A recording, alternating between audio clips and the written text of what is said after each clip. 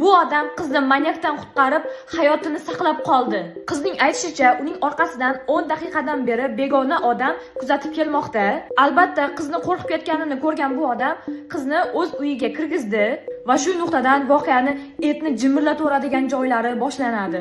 Xullas, manyak qizni qanaqa qilib topib kelganini va uyga aldab kirib olish uchun qanaqa aql bovar qilmas nayranglar ishlatganini sahifamizga joylangan mana shu birinchi qismida batafsil to'liq ko'rib olishingiz mumkin. Biz esa davom ettiramiz.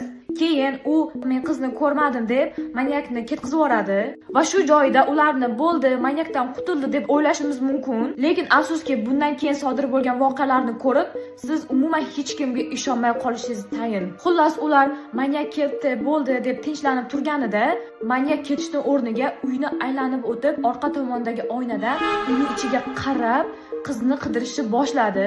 Qiz esa bundan juda ham qo'rqib ketib, vahima qilishni boshladi va to'satdan eshik negadir yana jiringladi. Uyni egasi eshikni oldiga borganida esa uyda hech kim yo'q edi va shu payt boyagi xonadan qizni baqirgani eshitildi.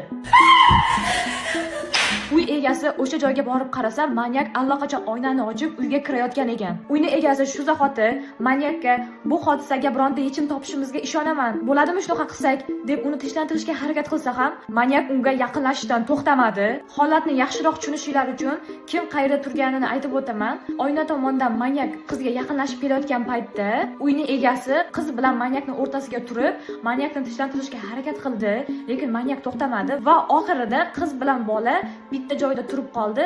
Manyak esa ularni shundoqqina yonida edi va shu nuqtada qayerdandir tovadan kelgan zarb ovozi eshitildi. Uy egasi yerga behol yiqildi.